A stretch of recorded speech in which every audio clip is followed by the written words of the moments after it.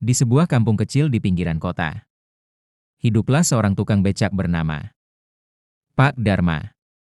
Usianya sekitar 55 tahun. Kulitnya legam terbakar matahari. Dan tubuhnya kurus namun berotot karena puluhan tahun mengayuh becak. Setiap pagi, ia sudah siap di pangkalan sebelum matahari muncul. Menunggu penumpang sambil menyeruput kopi hitam dalam gelas plastik. Becaknya sederhana, warna catnya sudah memudar. Tapi tetap kokoh karena dirawat dengan penuh cinta. Pak Dharma bukan sekadar tukang becak biasa. Ia terkenal ramah, sopan, dan tidak pernah mengambil keuntungan dari penumpangnya. Siapapun yang naik becaknya pasti merasa nyaman. Bahkan seringkali pulang dengan hati lebih ringan setelah mendengar cerita-cerita lucu yang keluar dari mulutnya. Namun, di balik senyumnya yang hangat, Pak Dharma menyimpan rahasia besar yang tak diketahui banyak orang. Ia memiliki dua istri. Yang pertama bernama Bu Ratna, seorang wanita sabar yang tinggal bersamanya di rumah tua warisan orang tuanya. Bu Ratna adalah wanita sederhana, pandai memasak, dan sudah menemaninya sejak zaman sulit dulu. Mereka memiliki dua anak yang kini sudah dewasa dan bekerja di luar kota. Istri keduanya, Bu Wati, tinggal di kampung sebelah, sekitar 2 kilometer dari rumah utama Pak Dharma. Bu Wati lebih muda 15 tahun, lincah, dan masih memiliki seorang anak kecil hasil pernikahan mereka yang baru berusia 5 tahun. Hubungan ini semula dirahasiakan, tapi lambat laun mulai tercium oleh warga sekitar, yang mulai memperbincangkannya di warung kopi. Meski banyak yang mencibir, Pak Dharma tetap menjalani hidupnya seperti biasa, seolah tak peduli dengan gunjingan orang.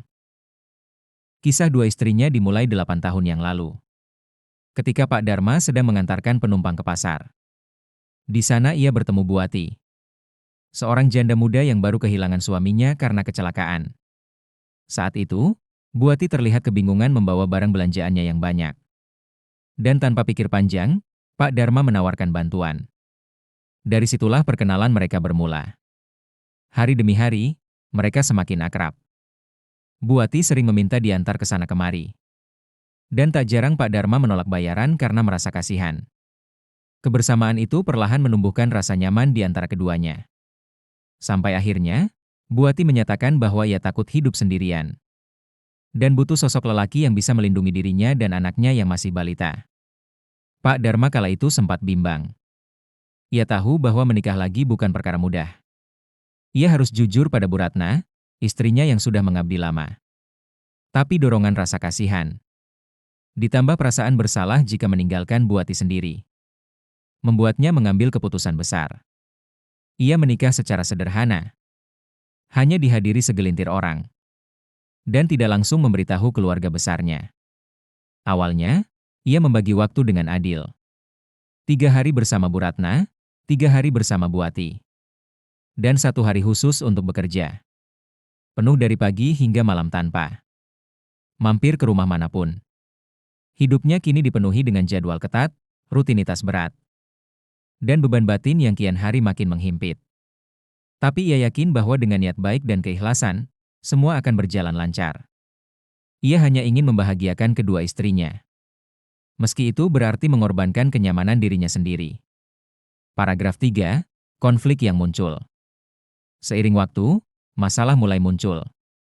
Bu Ratna akhirnya mengetahui pernikahan kedua suaminya setelah melihat Pak Dharma sering pulang larut malam dengan alasan yang mulai tak masuk akal. Suatu malam, saat Pak Dharma tertidur karena kelelahan, Bu Ratna memberanikan diri membuka isi ponselnya. Di sana ia menemukan pesan-pesan sayang dari Bu Wati, lengkap dengan foto-foto kebersamaan mereka. Dunia Bu Ratna seakan runtuh. Ia merasa dikhianati, dipermainkan setelah sekian puluh tahun setia menjadi istri. Keesokan harinya, ia tidak menegur Pak Dharma. Hanya diam dan menunduk sepanjang hari. Tapi air matanya tak bisa disembunyikan. Pak Dharma tahu, dan ia pun merasa bersalah luar biasa. Konfrontasi pun terjadi. Bu Ratna menangis di depan suaminya, menuntut penjelasan. Pak Dharma tidak membela diri. Ia hanya menjelaskan alasan di balik keputusannya, bahwa ia kasihan pada Bu Wati dan merasa harus bertanggung jawab. Setelah hubungan mereka semakin dekat, Bu Ratna tidak bisa menerima alasan itu begitu saja. Ia merasa cinta dan kesetiaannya dibayar dengan pengkhianatan. Namun, karena anak-anak mereka sudah besar dan hidup jauh, ia memilih tidak bercerai. Ia tetap tinggal di rumah itu. Tapi hubungannya dengan Pak Dharma tidak lagi sehangat dulu. Ia hanya melakukan tugas sebagai istri tanpa sentuhan cinta. Sementara di sisi lain, Buati yang mulai merasa menjadi penyebab rusaknya rumah tangga orang lain pun mulai berubah sikap. Ia menuntut perhatian lebih. Bahkan kadang cemburu saat Pak Dharma terlalu lama bersama Bu Ratna. Situasi semakin rumit.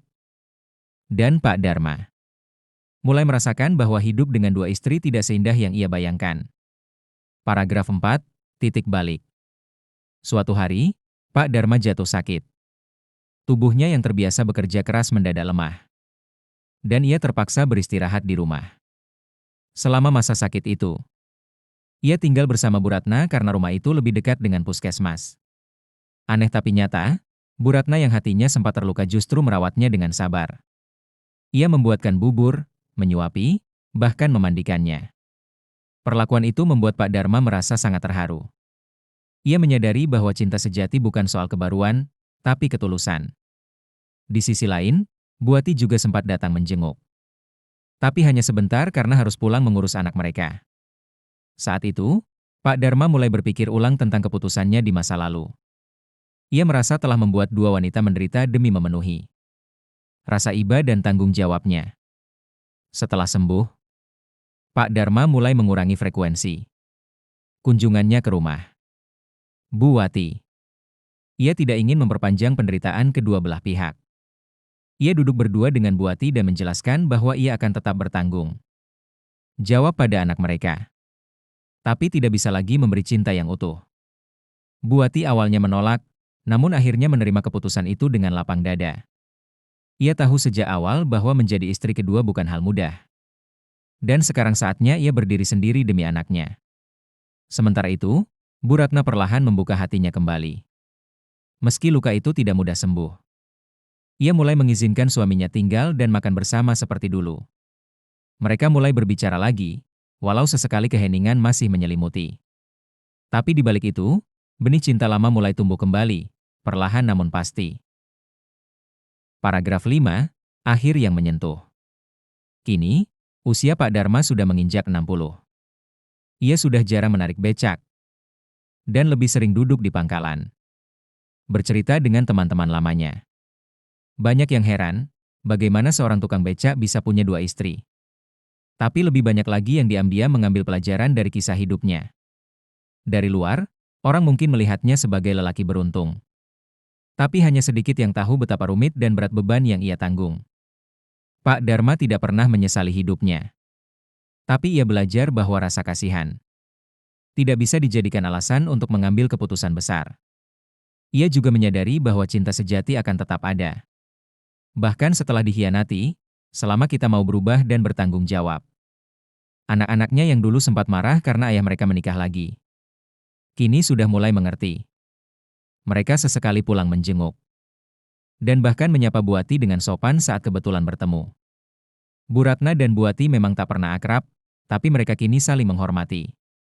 Buati membuka warung kecil di depan rumahnya dan hidup mandiri bersama anaknya, yang kini sudah sekolah dasar. Sementara Pak Dharma, setiap kali ditanya soal kisah hidupnya, hanya tersenyum dan berkata,